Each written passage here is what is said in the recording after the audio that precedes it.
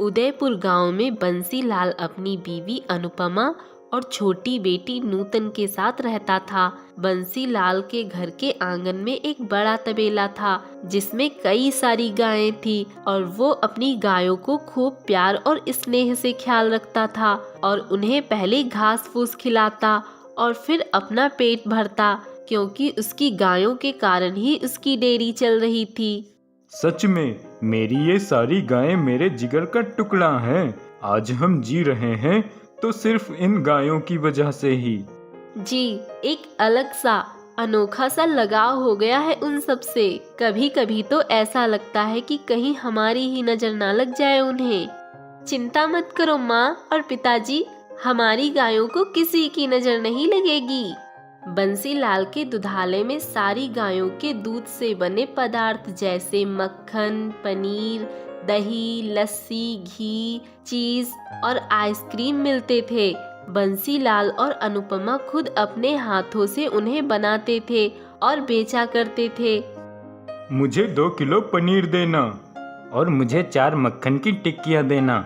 सुना है आपके यहाँ का मक्खन बड़ा ही स्वादिष्ट और ताज़ा रहता है। ग्राहकों की लंबी कतार तो दिन रात लगी ही रहती थी बंसीलाल की डेयरी पर, और वो खूब तरक्की भी कर रहा था। लेकिन वो साथ ही अपनी सारी गायों के खान पान का भी सही से ख्याल रखता था। ठंड की रातों में वो लकड़ियां बीनता और तबेले के कुछ दूरी पर अलाव जलाता। जी, आपने तो ये बहुत ही अच्छी सुविधा कर दी। इससे आग भी तबेले से दूर ही रहेगी और तो और हमारी गायों को ठंड भी नहीं लगेगी। हाँ अनुपमा, लेकिन फिर भी मैं कोई जोखिम नहीं ले सकता, इसीलिए मैं भी यहाँ पर खाट लगाकर सो जाऊंगा और साथ ही साथ मैं इस बात का भी ख्याल रखूंगा कि मेरी गायों को आग से कोई तकलीफ तो नहीं हो रही। अब बंसीलाल रोजाना आंगन में अपनी खाट डालकर सोता है और अपनी गायों की देख रेख करता है। लेकिन एक सुबह जब बंसीलाल नींद से उठता है तभी वो देखता है कि तबेले में से उसकी सारी गायें गायब हैं। ये दृश्य देखकर बंसीलाल, अनुपमा और नूतन तीनों हैरान रह जाते हैं। अरे नहीं, मेरी सभी गायें कहाँ चली गईं? किसने चुराया उन्हें? हे भगवान, मैं तो लुट गया। जी, यहीं कहीं गई होंगी वो सब भटकते भटकते। आप घबराइए मत, हिम्मत रखिए, हम सब मिलके ढूंढते हैं उन्हें। चलिए नूतन के पापा। बंसीलाल, अनुपमा और नूतन तीनों ही पूरे गांव में उन गायों को ढूंढते हैं। गांव के हर एक गली में जाकर ढूंढते हैं, यहाँ तक कि जंगल, खेत और नदी के किनारे पर भी। लेकिन उन्हें उनकी गाय कहीं नहीं मिलती। अपनी गायों को खोकर बंसीलाल बहुत दुखी हो जाता है, मानो उसकी दुनिया उजड़ गई थी। बंसीलाल को ना चाहते हुए भी अपनी डेयरी बंद करनी पड़ती है, क्योंकि दूध देने के लिए तो गाय ही नहीं थी। जैसे तैसे कुछ दिनों तक का खर्चा वो लोग चला लेते हैं, लेकिन धीरे धीरे बंसीलाल के सारे पैसे खत्म होने लगते हैं। एक रोज उसके घर में जब चूल्हे पर अनुपमा खाना बना रही होती है, तभी पास से एक ऋषि मुनि गुजर रहे होते हैं और उन्हें गर्मा गर्म खाने की खुशबू आती है। आहा, क्या सुगंध है इस देसी खाने की, मानो जैसे किसी पावन मंदिर का भोजन हो। लगता है ये सुगंध इस घर से आ रही है। ऋषि मुनि बंसीलाल के घर के द्वार पर जाता है और उनसे खाना खाने के लिए मांगता है। बेटा, बहुत ही अच्छी खुशबू आ रही है खाने की। अगर थोड़ा सा खाना खाने को मिल जाता तो बहुत उपकार होता तुम्हारा। क्यों नहीं ऋषि मुनि जी, आइए ना, भोजन ग्रहण कीजिए, ये तो हमारा सौभाग्य है। आइए आइए। अनुपमा और बंसीलाल ऋषि मुनि जी को खाना परोसते हैं और ऋषि मुनि जी पेट भर के खाना खाते हैं। ऋषि मुनि जी, ये लीजिए पानी। अरे कितनी प्यारी हो तुम छुटकी, नाम क्या है तुम्हारा? नूतन। अरे वाह, बहुत ही प्यारा नाम है, बिल्कुल तुम्हारी तरह। भगवान तुम्हें सदैव खुश रखें। ऋषि मुनि जी, थोड़ा खाना और लीजिए। ना बेटी, मैं तृप्त हो गया। मुझ भूखे को खाना देकर तुम तीनों ने बहुत बड़ा पुण्य का काम किया है। मैं जब से आया हूँ मुझे ऐसा व्यतीत हो रहा है जैसे तुम तीनों किसी चिंता में हो। अगर तुम लोगों को कोई परेशानी है तो उसे मुझे बताओ मेरे बच्चों, हो सकता है मेरे पास उस दुविधा का कोई समाधान हो। तभी अनुपमा और बंसीलाल एक दूसरे की तरफ देखते हैं और फिर अपनी पूरी दुख भरी कहानी ऋषि मुनि जी को बताते हैं। ऋषि मुनि जी, लगता है उस रात मैं ही गहरी नींद में सो गया था। मुझे लगता है जैसे कि मेरी ही गलती हो और मेरी ही लापरवाही के कारण मेरी सारी गायें मुझसे दूर हो गईं। चिंतित मत हो बेटा, मैं हूँ ना। तुम्हारे खाने के लाले पड़े हैं, फिर भी तुमने साफ मन से मुझे खाना खिलाया। इससे पता चलता है कि तुम्हारा मन कितना साफ है। आओ, मैं तुम्हारी दुविधाओं को दूर कर देता हूँ। ऋषि मुनि जी अनुपमा, बंसीलाल और नूतन को उनके आंगन के कुएं के पास ले जाते हैं और वो कुएं की तरफ देखते हुए मंत्रों का उच्चारण करने लगते हैं और फिर अचानक से कुआं दूध से भरने लगता है। ये सब देखकर तीनों ही हैरान रह जाते हैं। अरे वाह, ये तो जादू हो गया। वाह, कुआं, वो भी दूध का। ये है जादुई दूध का कुआं। इसमें से चाहे जितना भी दूध निकाल लो, ये कभी घटेगा नहीं और कम नहीं होगा, बल्कि इसमें दूध हमेशा आता ही रहेगा, साफ, शुद्ध और सेहतमंद। अरे वाह, इस दूध को इस्तेमाल करके हम फिर से दूध की चीजें बना सकते हैं और हमारी डेयरी फिर से खोल सकते हैं। हाँ बेटी, ये सब हो सकेगा अब। तीनों हाथ जोड़कर ऋषि मुनि जी को प्रणाम करते हैं और उन्हें धन्यवाद करते हैं। ऋषि मुनि उन्हें आशीर्वाद देकर वहां से चले जाते हैं। फिर बंसीलाल उस जादुई दूध के कुएं से दूध निकालकर दूध और दूध से बनी चीजें बेचना शुरू कर देता है और फिर से उसकी डेयरी पर ग्राहकों की भीड़ जमा होने लगती है। अरे भाई, अच्छा हुआ तुम्हारी डेयरी वापस से खुल गई, वरना हमें दूध और दूध की बनी चीज़ों के लिए दूर तक जाना पड़ता था। अरे भाई बंसीलाल, हमने तुम्हारी डेयरी को बहुत ही याद किया। हम लोग तो बहुत ही परेशान हो गए थे। अच्छा हुआ जो तुमने अपनी डेयरी फिर से शुरू कर दी। भाइयों, आप सबका बहुत बहुत धन्यवाद मेरा इतना साथ देने के लिए।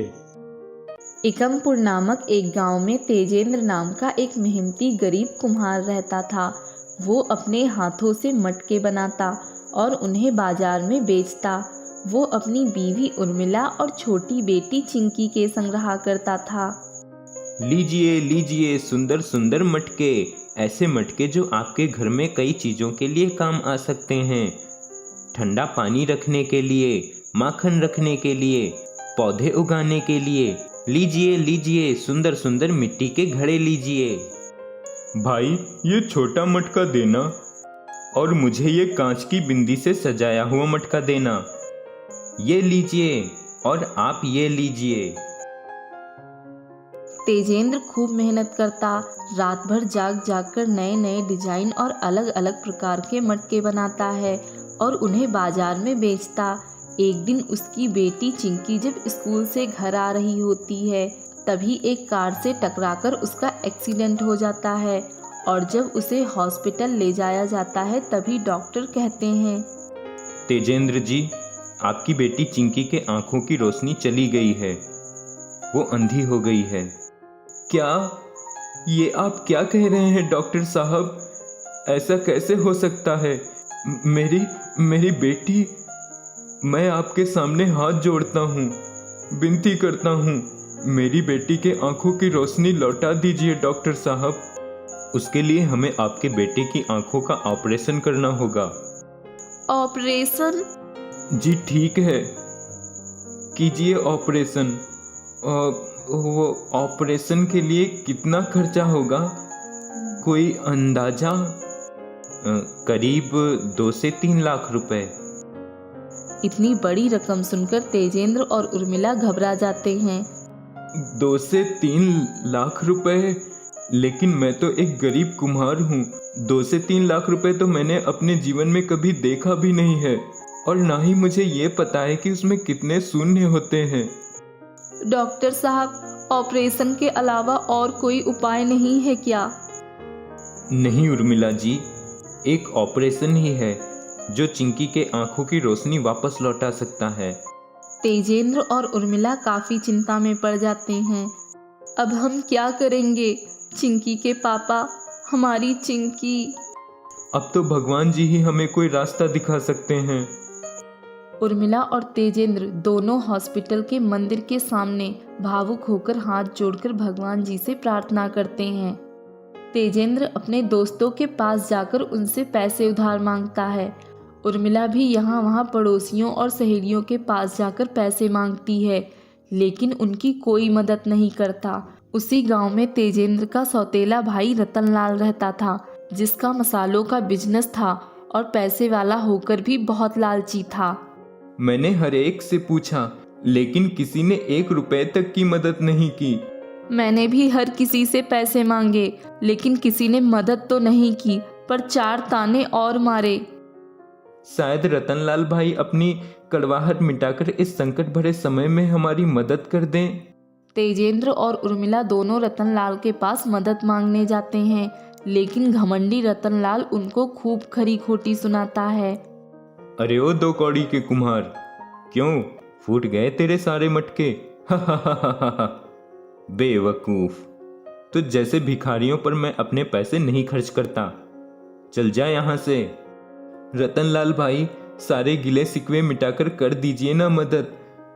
सौतेले ही सही, आप चिंकी के चाचा लगते हो। अरे तेरी चिंकी अंधी हो जाए या अपाहिज हो जाए, मैं फूटी कौड़ी की भी मदद नहीं करने वाला। रतनलाल तेजेंद्र को बेइज्जत करके उसे धक्के मारकर घर से बाहर निकाल देता है।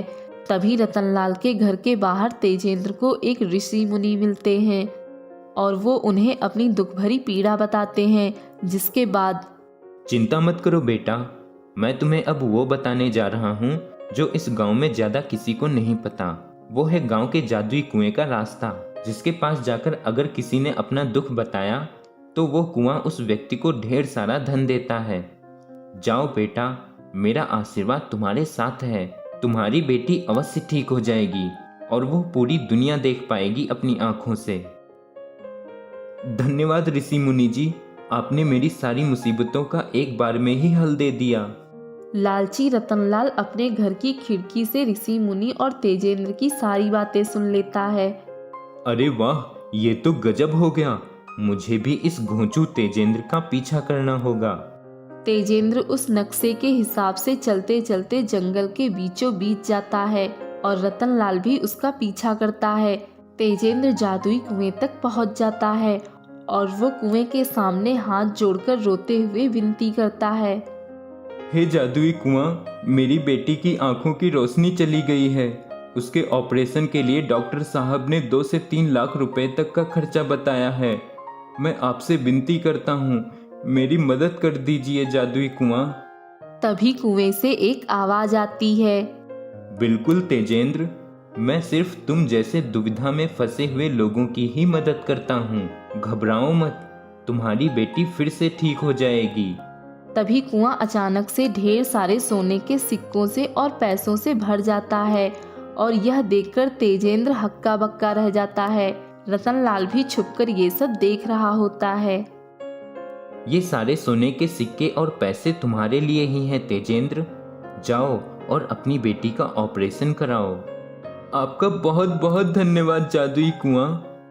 तेजेंद्र उन पैसों को और सोने के सिक्कों को एक पोटली में भरता है और उन्हें ले जाकर चिंकी का ऑपरेशन कराता है। लालच के प्रकोप में आकर रतनलाल भी उस कुएं के पास जाकर रोने का नाटक करता है। हे जादुई कुआं, मैं बहुत दुखी हूँ। मेरी बीवी बहुत बीमार है, उसे दिल की बीमारी है। डॉक्टर ने ऑपरेशन के लिए 50 लाख रुपए मांगे हैं। मुझे भी कब्ज का प्रॉब्लम है। मदद करो जादुई कुआं, मदद करो।